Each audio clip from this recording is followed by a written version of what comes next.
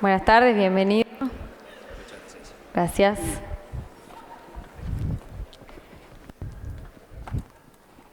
Los ingenieros industriales son muy importantes para la Argentina que viene.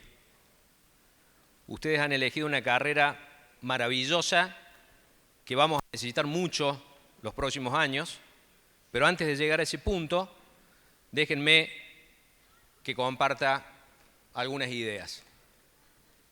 Primero, no hay consenso entre los economistas acerca de si un país necesita o no tener industria.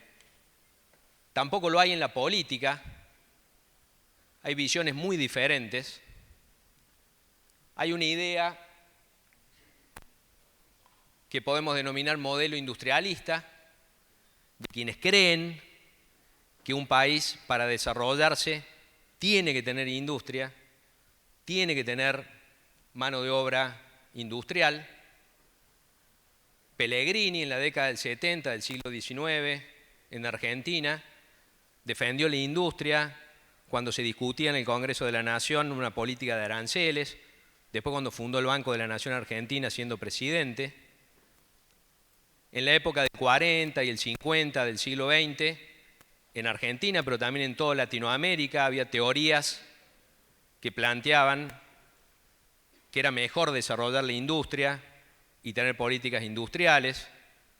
Las teorías de la CEPAL, la Comisión Económica para América Latina y el Caribe, el desarrollo de la industria en la década del 40 y 50, en el primer peronismo, acá en Córdoba, fábrica militar de aviones, después industria automotriz.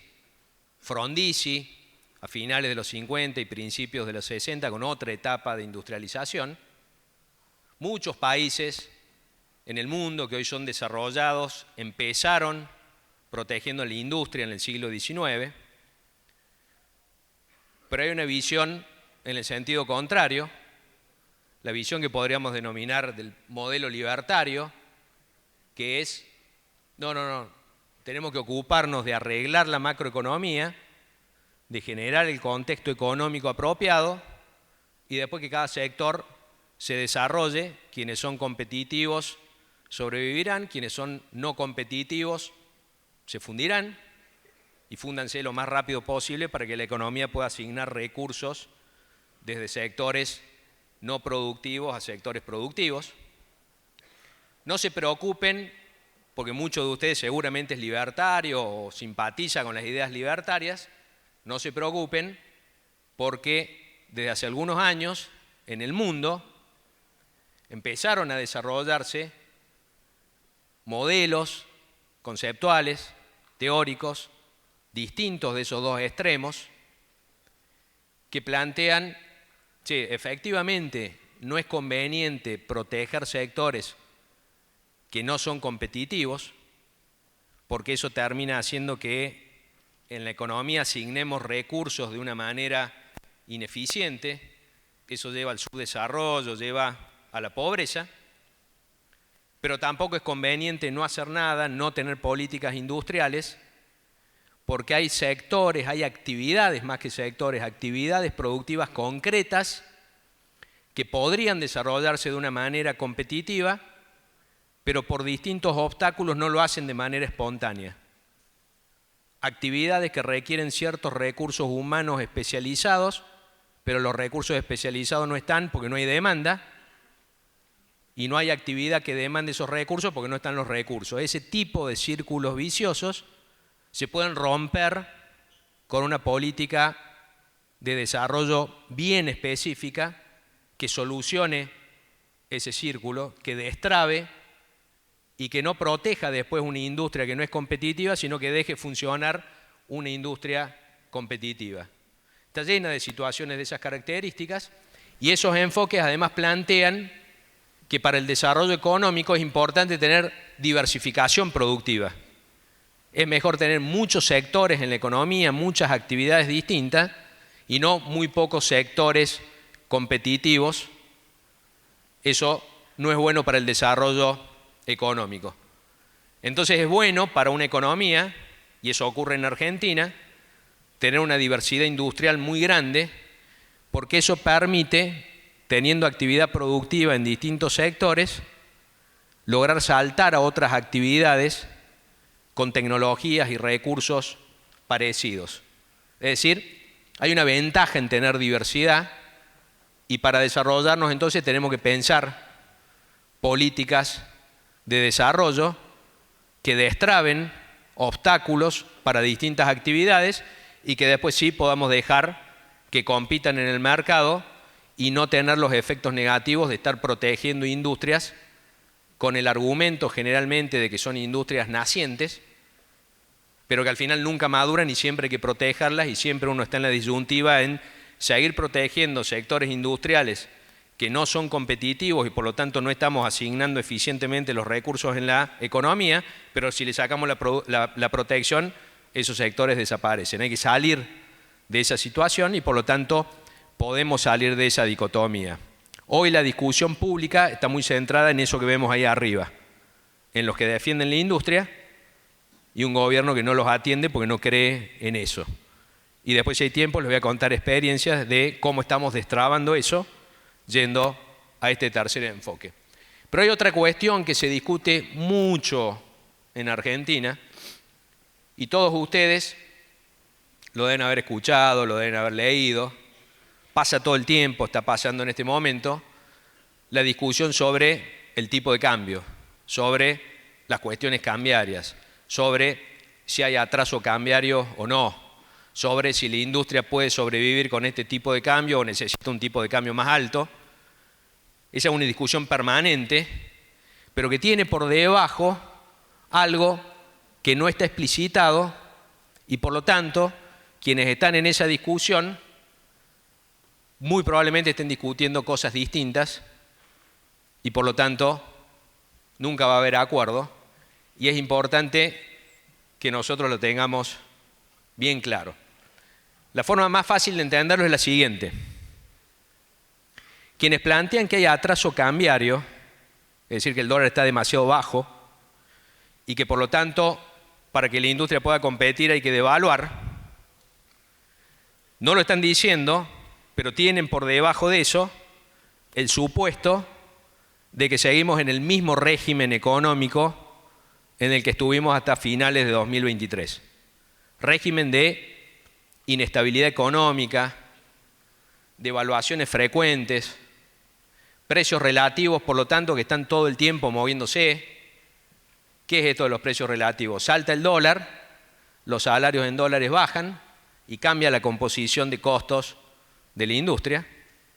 Y cuando el dólar se va atrasando, van subiendo todos los precios internos, van subiendo los salarios, la mano de obra se encarece con relación al capital en la estructura de costos, es decir, la estructura de costos se va moviendo todo el tiempo. En esa economía tiene muy poco sentido enfocarse demasiado en las empresas, en ganar un 1% de productividad, porque mientras estás concentrado en eso, te agarró una devaluación, mal estoqueado, mal posicionado en dólares, y uno puede perder la mitad del capital o más, puede perder la empresa. Tiene mucho sentido estar ocupado en lo financiero, en cómo nos defendemos ante una devaluación, cómo nos preparamos ante una devaluación, cuándo es el momento de estoquearse con mucha materia prima. Che, pero es mucho más que la que necesitas. No, no es porque la necesite, es porque quiero que la devaluación me agarre con materia prima o que me agarre en dólares. Esa economía es muy poco productiva porque estamos dedicando energías a cubrirnos de una devaluación en lugar de dedicar energías a ser más productivos. Esa economía necesita entonces un dólar alto. Hay que cubrir ineficiencias con dólar alto. Por supuesto, cuando uno hace eso y logra competitividad subiendo el tipo de cambio, lo que tiene que explicitar es que el ajuste lo están haciendo los salarios. Lo que se está ajustando son los costos en pesos que dividido por un tipo de cambio más alto da un número más bajo en dólares. Podemos ser competitivos devaluando, pero somos competitivos y pobres. Somos competitivos, pobres. Ahí hacen falta más financistas que ingenieros. Pero el gobierno nacional, en esta discusión pública sobre el tipo de cambio, está diciendo, no, pará. Están diciendo ahí que hay que subir el tipo de cambio para arreglar todo esto, pero yo les estoy proponiendo otra cosa. Lo dice explícitamente el presidente de la Nación, el ministro de Economía. Dice, no, yo les estoy proponiendo otra cosa, yo les propongo estabilidad. Yo les propongo que no haya más devaluaciones. Ustedes conocen perfectamente la lógica del presidente. Eliminamos déficit fiscal, no hace falta emitir dinero, les prometo hacia adelante estabilidad. Y si vamos a tener estabilidad, ya no es más negocio estar todo el tiempo pensando en lo financiero. Ya no hay necesidad de estoquearse previendo una devaluación si no va a haber devaluación. Ya no es necesario estar pensando si me posiciono en pesos o en dólares por las dudas. Y el que ganaba mucho con actividad financiera va a ganar menos. Che, llegó el momento de trabajar en la productividad. La competitividad además se gana de a centavos.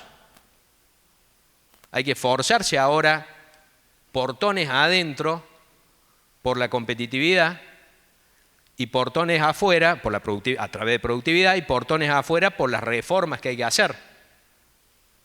El truco para competir ahora sin devaluaciones es competir bajando costos, siendo productivos.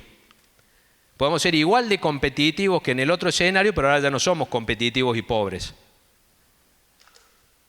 Ahora somos competitivos y podemos aspirar a salarios altos en dólares. Ese es el truco del desarrollo económico. Ahí hacen falta muchos ingenieros. Ahora sí tiene sentido trabajar adentro de las empresas y trabajar desde el sector privado para lograr las reformas que necesitamos. Para que esto no quede en lo conceptual, veamos simples números. El sector de la maquinaria agrícola, por ejemplo, un cabezal de ciertas características, en junio de 2025 costaba $112.000. Uno puede aplicar reformas, simular el impacto de reformas, por ejemplo, la reforma tributaria que está pensando el gobierno, eliminar regímenes especiales de IVA, lo cual hace que en un sector como el de la maquinaria agrícola, que cobra 10,5% de IVA pero paga 21%, se le generan saldos técnicos y el IVA, que debería ser neutro, en realidad termina siendo un costo, hay un costo financiero ahí, es como prestarle al Estado a tasa cero. Pero además de eso están los impuestos provinciales, el impuesto sobre los ingresos brutos, de impuestos municipales parecidos a ingresos brutos, el impuesto a los créditos y débitos bancarios, un montón de impuestos que en la reforma tributaria que se está pensando dejan de tener incidencia sobre la producción.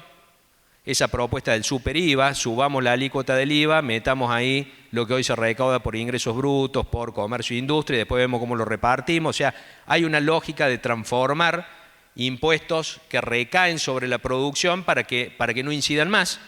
Si uno simula haciendo esa reforma a cuánto bajarían hoy los costos, bajaría a menos de $92.000. Ahí uno tiene el mismo tipo de cambio, pero es mucho más barato en dólares. Ganamos competitividad haciendo reformas. Pero podemos hacer exactamente lo mismo y llegar, no sé dónde tengo que apuntar, ahí está, al mismo número, sin hacer reformas, subiendo el tipo de cambio. Pero tendremos que haber subido de lo que el promedio fue en junio, 1.148 pesos por dólar, a 1.579. Eso es casi 40% de suba del tipo de cambio. De suba del tipo de cambio real, es decir, suba de tipo de cambio ganándole a la suba de precios que hay después de subir el tipo de cambio, con lo cual el tipo de cambio nominal, la cantidad de pesos por dólar, tiene que subir mucho más. O sea, tenemos que devaluar mucho para que después de arrastrar precios internos, ese tipo de cambio real, descontado de inflación, quede casi 40% arriba. Es volver a la historia de tratamos de ser competitivos, logrando ser pobres y encima teniendo inflación. Son dos caminos distintos. Entonces, lo que están planteando, esto se soluciona devaluando, tienen que aclarar que están pensando seguir en el mismo régimen económico del que quisimos salir en general, que la sociedad argentina quiso salir, pero además algo que nunca está explicitado. Che, el ajuste lo está haciendo el salario.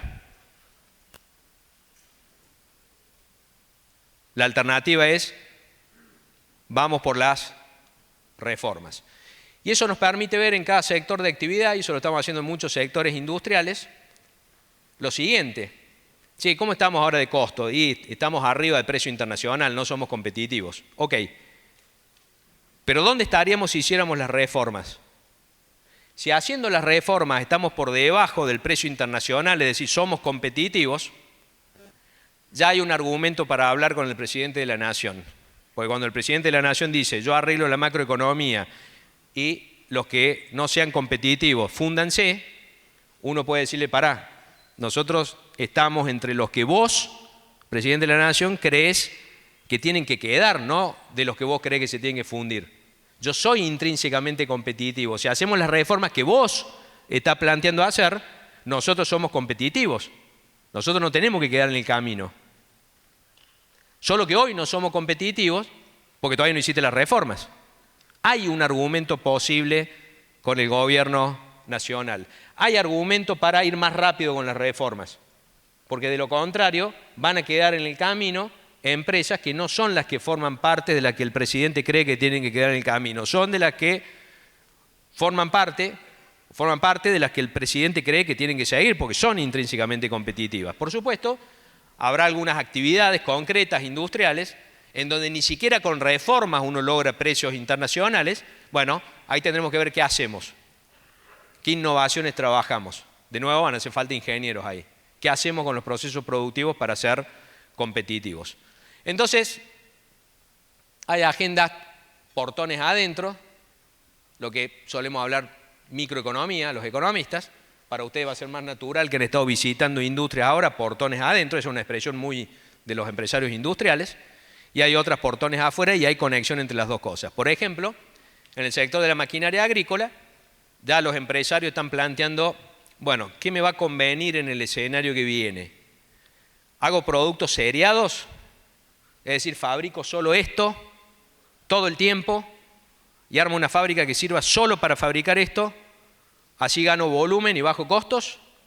O, no, tengo que hacer una fábrica que me permita hacer distintas variantes de este producto o de otros productos, así compito menos por precio en el mercado y compito más por variedad, pero hay desafíos industriales ahí. Ya no tengo una fábrica hecha exactamente para que no haya ninguna ociosidad, porque si yo fabrico solo esto, hago una fábrica en donde no me sobre un solo minuto de ninguna máquina, la hago de la escala y con la combinación de máquinas y capacidad productiva exacta para que funcionando todo el tiempo no sobre nada y esto se haga de la manera más eficiente. Ahora, si yo tengo que hacer varias cosas distintas, voy a tener distintos planes de producción. ¿Cómo hago? Porque si este producto usa más de la máquina A que la máquina B y este utiliza más de la máquina B que de la máquina A, dependiendo de cómo haga el plan de producción, va a haber máquinas que en algún momento están paradas, eso genera costo que hay que imputar acá arriba del costo de este producto. ¿Cómo hago para minimizar ese costo? Es más, este producto no es core del negocio, no lo fabricamos. Pará, y si lo podemos fabricar justo en los tiempos muertos de las máquinas que tenemos para el core del negocio, tal vez sí me conviene fabricar esto solo para llevarme esos costos de ociosidad y hacer más barato el producto core. Hay un montón de cuestiones bien ingenieriles que los empresarios ya se están planteando. Pero no es que antes no eran buenos empresarios porque antes no pensaban en esto. Antes eran buenos empresarios, por eso sobrevivieron, tomando decisiones en un contexto donde importaba más lo financiero que lo productivo. Ahora, si el contexto va a ser distinto, hay que tomar decisiones distintas. No es una crítica al empresario que no se planteaba estas cosas que se está planteando ahora. Se las plantea ahora porque viene un escenario distinto con desafíos distintos. Hay mucho acá para aplicar algoritmos. Si yo tengo una empresa de logística que tiene que ir a buscar a N proveedores de materia prima para llevarlo a una misma industria láctea, ya no puedo hacer un ruteo a ojo. Tengo que ser muy eficiente. Bueno, tenemos que hacer algoritmos que definan el ruteo óptimo para minimizar la cantidad de kilómetros para traer cierto volumen, pero que no optimicen solo lo físico, también lo económico. Pará, con este camión más grande yo traigo más litros haciendo menos kilómetros, Pero si es demasiado caro ese equipo, ese tractor y ese semi-remolque, tal vez me cuesta más caro por cada litro y no menos. Y además eso varía en el tiempo de acuerdo a los precios relativos. Bueno, hay que hacer una optimización ahí que tiene componentes técnicos, físicos, de movimiento de camiones, de kilómetros, de distancias, de tiempos, y componentes económicos de cuánto cuesta cada uno de esos equipos, porque lo que tengo que minimizar no es la cantidad de kilómetros por volumen, aunque parezca natural que eso sea así, sino lo que tengo que minimizar es el costo por litro, la cantidad de pesos por litro que yo estoy gastando. Y tenemos costo cuando movemos el camión, relacionado con los kilómetros, pero tenemos costo dependiendo de qué camión estamos moviendo, porque hay camiones más caros que otros. Todo eso lo tenemos que tener y tiene mucho de económico y mucho de ingenieril. Pero también se está planteando, che, está bien, yo sigo fabricando maquinaria agrícola. ¿Lo fabrico con componentes argentinos o traigo componentes de China? Esta semana, mientras ustedes estaban acá, el miércoles, mientras ustedes ya estaban acá, la Asociación de Fabricantes de Maquinaria Agrícola de Córdoba mostró los números de cómo en el segundo trimestre del año fabricación de maquinaria agrícola subió en volumen 21% año contra año. Bien, la fabricación de agrocomponentes bajó 4%. Ah, estamos fabricando más, pero demandando menos producto nacional. Buena noticia para los fabricantes de maquinaria, mala noticia para los fabricantes de agrocomponentes. Va a estar lleno de ganadores y perdedores el escenario que viene porque están cambiando los precios relativos. Cambian también los modelos de negocios. Si ustedes hablan con un desarrollista urbano, le va a decir, che, vendemos mucho menos en pozo, cambiamos nuestro modelo, ahora ponemos la plata nosotros y lo vendemos recién al final. Y va a decir, ¿por qué estás haciendo eso ahora y no antes? Y porque antes daban los números para que yo vendiera un departamento en pozo, obviamente muy barato, por eso me lo compras antes de que esté el departamento, me lo compras porque lo compras barato. ¿Por qué? Porque yo voy a ganar con el resto, yo me financio de esa manera y gano con el resto del edificio. Ahora, si los números están muy finitos, si los márgenes son muy finitos, si yo vendo mucho en pozo para financiarme, después cuando termino de vender el edificio no me queda ganancia. Está cambiando el modelo de negocios en muchos sectores. No solo la forma de producir, también modelos de negocios. Y vuelvo a esta distinción entre la productividad física y la productividad económica. La industria se está planteando cómo reducimos el costo logístico. Bueno, aumentemos los ejes de los camiones, es decir, hagamos camiones más grandes. Ahí aparecen, algunos de ustedes deben haber escuchado, los bitrenes. Es un tractor bien grande, tractor se le llama la parte de adelante del camión, con 2 semirremolques, con lo cual puede entrar una carga enorme. Obvio que baja la cantidad aumenta el volumen que uno puede trasladar con el mismo camión. Y eso suena a menos costoso, a más eficiente. Con el mismo camión traigo mucho más carga. Claro, pero ¿cuánto cuesta ese camión y ese semirremolque? Si cuesta demasiado caro, te sale más caro el kilómetro, no más barato. Cuando el dólar es barato, juega a favor de la conveniencia del equipo más grande. Cuando el dólar es alto, encarece tanto el equipo que juega para otro lado, con lo cual ya ni siquiera es cuál configuración es mejor, una más grande o una más chica. ¿En qué momento del tiempo? Y hacia adelante la complicación. Listo, yo soy empresario del autotransporte de carga, invierto en el equipo. No me interesa cuánto fue la diferencia de costos en el pasado o ahora, me interesa cuál va a ser hacia adelante. Entonces hay cuestiones de mucha optimización matemática, de mucho modelo matemático, de mucho algoritmo, que tiene componentes bien ingenieriles y bien económicos. Por eso hay una intersección ahí entre la ingeniería y la economía que va a ser muy relevante en la Argentina que viene.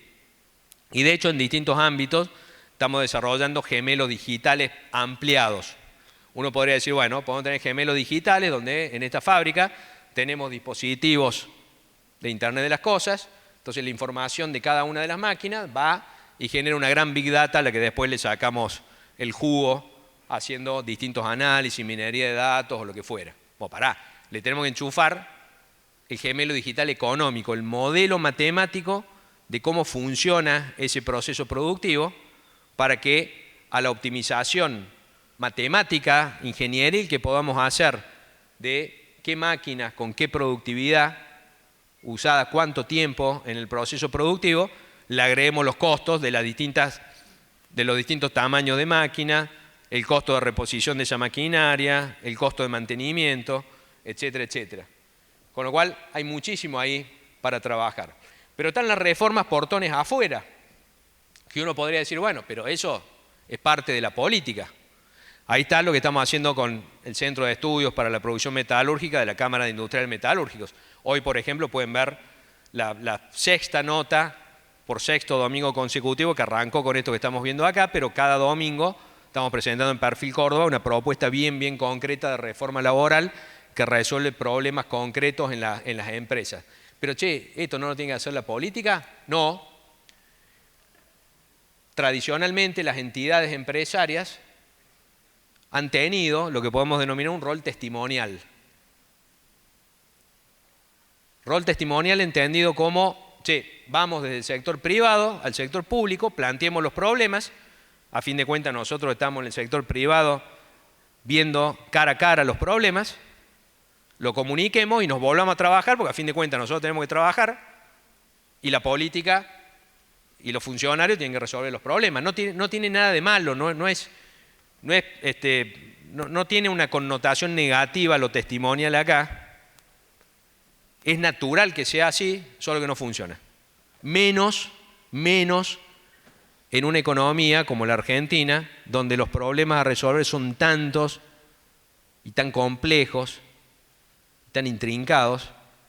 Lo que suele ocurrir con el rol testimonial es que las entidades van, plantean los problemas, se vuelven, y al año siguiente van y plantean los mismos problemas y se vuelven, y es un déjà vu permanente todo el tiempo diciendo, che, pero esto no lo habíamos planteado ya. Claro, lo planteamos el año pasado, lo planteamos el año anterior y el anterior, y los problemas persisten. No es malo intrínsecamente, solo que no sirve para arreglar los problemas. Estamos explorando desde distintas cámaras, especialmente en Córdoba, pero ahora eso está permeando a nivel nacional, un rol propositivo, entendido de una manera bien específica. No vayamos al sector público a llevar problemas. Estudiemos y definamos con precisión los problemas que tenemos que resolver. Pero no los llevemos todavía. Estudiemos las alternativas de resolución a través de políticas públicas como si nosotros estuviéramos gobernando. Pero no los llevemos todavía. Analicemos inteligentemente la intersección entre esas alternativas de políticas públicas y la lógica política, ideológica de quien está gobernando. Recién ahí formulemos una propuesta en esa intersección con altísimas chances de ser aceptada porque está pensada con la lógica del otro. Déjenme poner algunos ejemplos para que esto no quede en algo conceptual, en algo teórico, y que vean que efectivamente mueve la aguja de la realidad. Enero del año pasado, llega la ley de bases a discusión en el Congreso. Dentro de la ley de bases había un artículo que establecía 15% de derecho de exportación a las manufacturas de origen industrial, 15% de retenciones.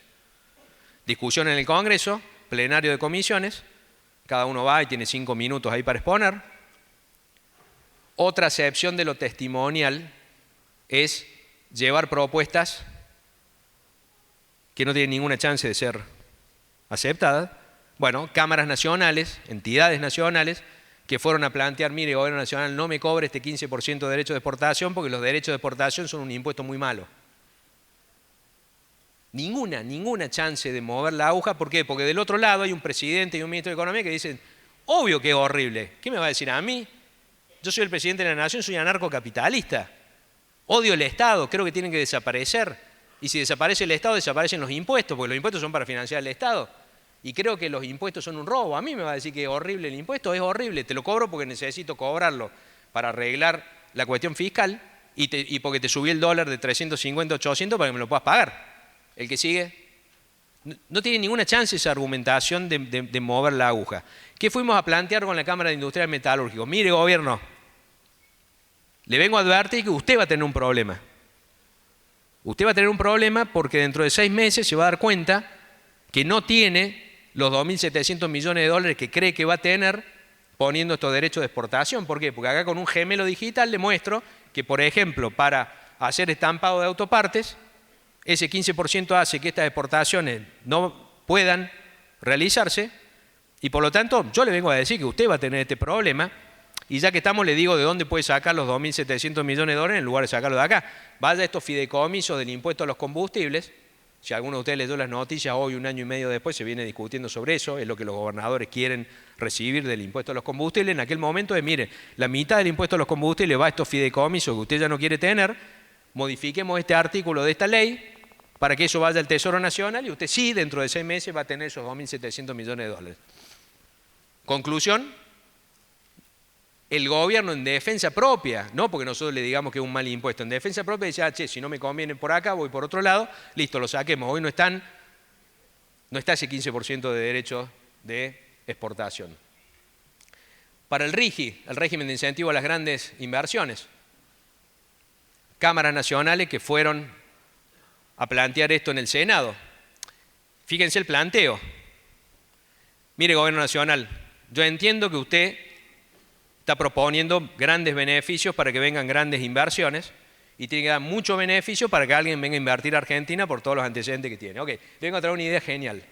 Nosotros, industriales, le venimos a proponer que usted le diga a esta gente que quiere venir a invertir acá que esta lista de productos que fabricamos nosotros no la va a poder importar, nos la va a tener que comprar a nosotros al precio que nosotros le pongamos.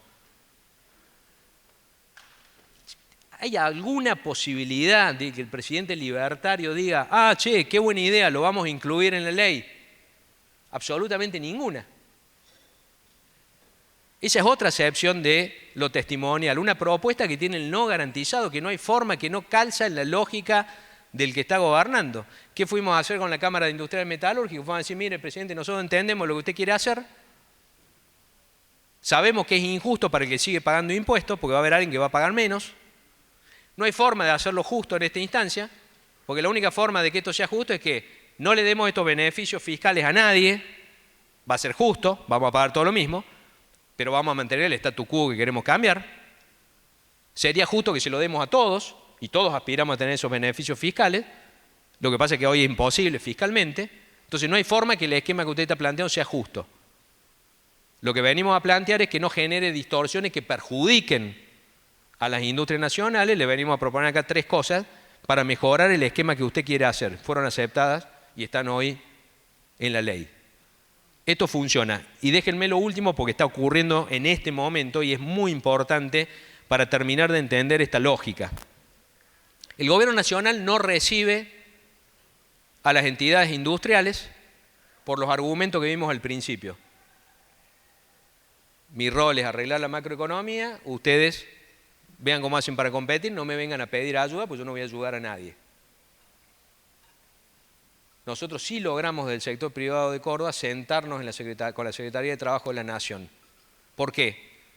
Porque dijimos, mire Secretaría de Trabajo de la Nación, esta gente, industriales de Córdoba, creen en la industria, creen en el empleo industrial, lo van a seguir defendiendo.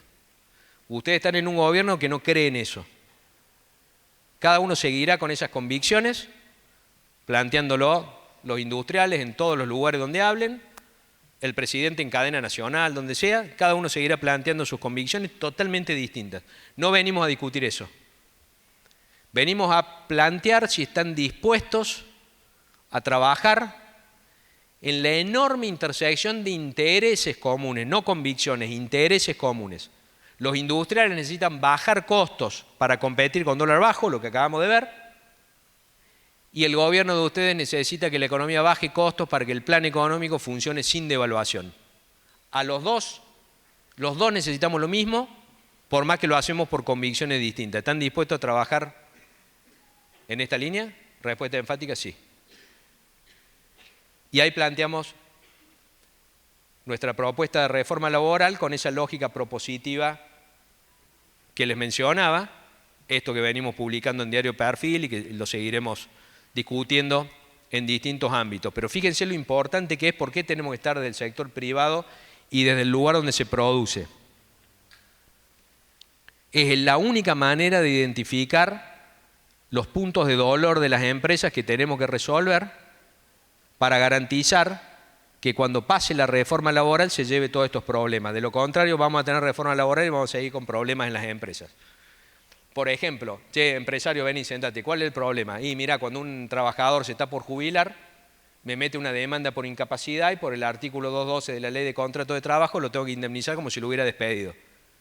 Sí, pero si mañana se jubila, ¿cuál es el perjuicio que tiene por la incapacidad? Ninguna, pero aprovecha y se lleva 20, 25, 30 indemnizaciones un día antes de jubilarse. Ponemos algoritmos a funcionar, lee los fallos del fuero laboral. ¿Qué detectamos? Ah, mirá, es la Corte Suprema la que da vuelta a los fallos a favor del trabajador que está usando de manera oportunista todo eso.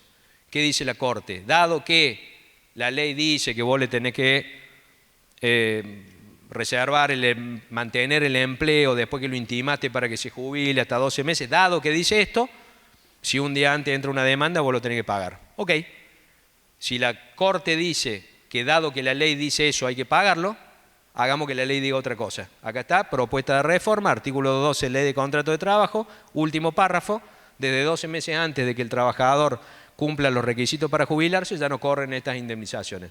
No le tocamos el derecho a esa indemnización a nadie, solo que cambiamos los incentivos.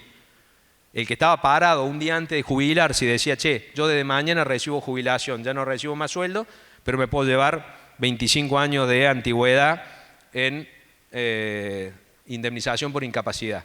Me corrieron 24 meses antes, ahora yo hago el mismo cálculo, claro, para llevarme los 25 años de antigüedad me tengo que resignar 26 sueldos, 24 meses más 2 aguinaldos, va 2 aguinaldos completos, 26 sueldos, no, ya, che, abogado, ya está, no me conviene. Rompemos el incentivo a usar de manera oportunista ese artículo de ley de contrato de trabajo sin sacarle el derecho a nadie. ¿Qué otro problema tenés? Tengo demasiados delegados gremiales. Bueno, acá hay una propuesta de reforma de la ley que establece una cantidad muy alta de delegados gremiales porque fue hecha en 1988 cuando los trabajadores no tenían ni siquiera teléfono fijo en la casa. Hacía falta una gran cantidad de delegados gremiales porque había que hacer la representación gremial cara a cara en la fábrica. Ahora no hace falta, todos ustedes lo saben perfectamente. No hay forma de defender esa cantidad de delegados gremiales. Y así hemos planteado distintas propuestas de reforma bien concretas, pero que surgen de la empresa, surgen de los problemas de las empresas, para que de ahí subimos a qué tenemos que resolver y por lo tanto qué tenemos que plantear para resolver todos estos problemas. De la misma manera vamos a trabajar con la reforma previsional, solo que hay cierta lógica por la cual va a haber en Argentina seguramente primero reforma laboral, después reforma previsional y después reforma tributaria, donde también hay que trabajarla a nivel de la empresa. Pero déjenme volver al comienzo. Hay distintos roles que ustedes, como ingenieros industriales, van a ir enfrentando a través del tiempo, que requieren distintas competencias, distintas capacidades, distintos conocimientos.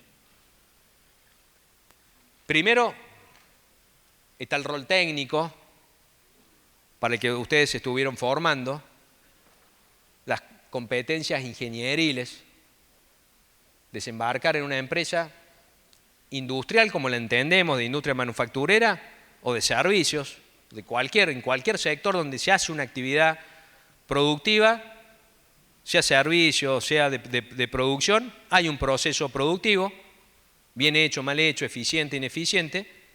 Ahí hay un rol técnico muy, muy importante, que es el rol natural que primero enfrentan los ingenieros industriales. Pero va pasando el tiempo, y si uno es bueno en lo que hace, llega un momento en que empieza a ascender y ya le toca ser manager, administrador. Le toca tener gente a cargo. Empieza a necesitar competencias de gestión. Por eso, quienes damos clases en MBA, en programas de negocio, tenemos siempre un montón de ingenieros. Porque la propia actividad los lleva a tener que adquirir otras competencias. O la propia empresa le dice, ok, ahora vas a hacer este MBA en tal lugar, yo te banco, yo te ayudo, pero porque necesitas competencias adicionales. No es lo mismo resolver problemas puramente técnicos que estar gestionando equipos para que todo eso ocurra. Pero si siguen ascendiendo, o si en algún momento decidieron salir y hacer la propia empresa, o porque vienen de una familia empresaria, son todos casos muy, muy comunes, que la mayoría de ustedes estarán en algún momento del tiempo en alguno de esos casos, pero ya te toca estar arriba en la dirección de la empresa, tomando decisiones empresarias. Tomar decisiones empresarias requiere otras competencias adicionales, porque ya no es solo cómo hago para gestionar lo que hacemos, o cómo hacemos para gestionar lo que hacemos, sino qué es lo que tenemos que hacer. ¿Cuál es el modelo de negocios? ¿En qué mercados? ¿Cuál es la estrategia de negocios? ¿Qué vamos a hacer? ¿Productos seriados, productos diferenciados, como decíamos hace un rato? ¿Vamos a trabajar con un modelo, como decían los desarrollistas, vendiendo en pozo? ¿O vamos a financiarnos para vender todo al final?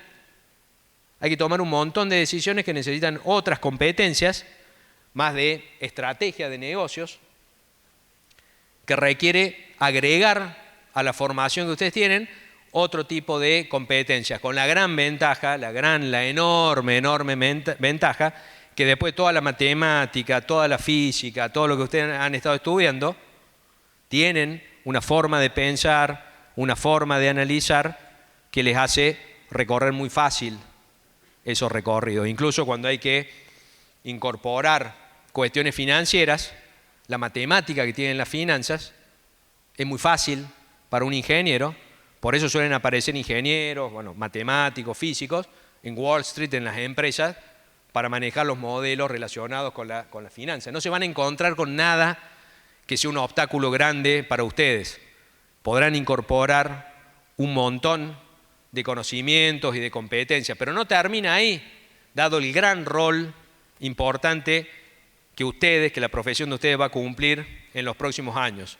Porque muchos de esos ingenieros que empezaron con lo técnico, que siguieron como managers, que siguieron como empresarios, después son los que terminan sentados en la comisión directiva de una entidad empresaria, la Cámara Industrial Metalúrgica, la Cámara Argentina de Fabricantes de Maquinaria Agrícola, la Unión Industrial de Córdoba, la Unión Industrial Argentina, las uniones industriales de cualquier provincia, y eso requiere otras competencias, porque ahí hay que gestionar lo sectorial, ahí hay que interactuar con el sector público, hay que pasar de aquella lógica que decíamos testimonial a una lógica propositiva, hay que comunicar, hay que incidir en la comunicación pública, esto que veíamos de la Cámara de Metalúrgicos publicando en perfil, cómo hacemos para comunicar esto públicamente, qué cosas comunicamos y después vamos a negociar con el gobierno de turno, qué cosas no comunicamos para primero negociar y en todo caso después meter presión por la opinión pública.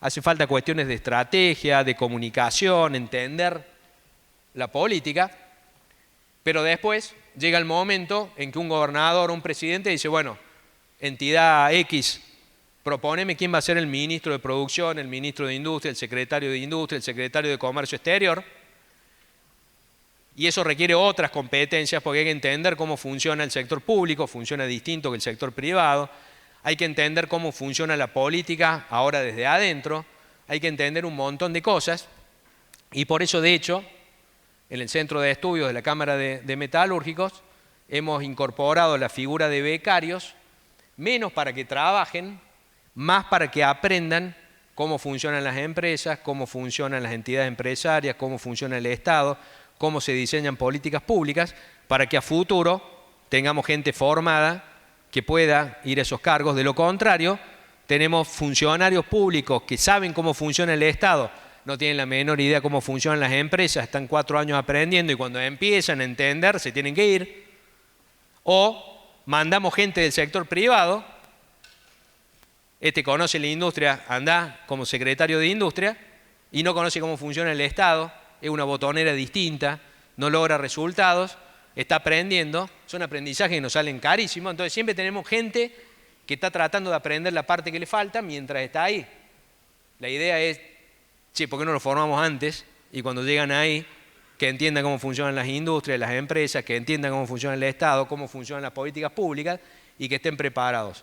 De hecho, la idea en la Cámara es, che, esto tiene que ser estudiantes de ingeniería más que estudiantes de economía o estudiantes de administración. Cierro con esto. Estamos formando a los futuros ingenieros en las competencias requeridas para estos 5 roles necesarios para el desarrollo industrial.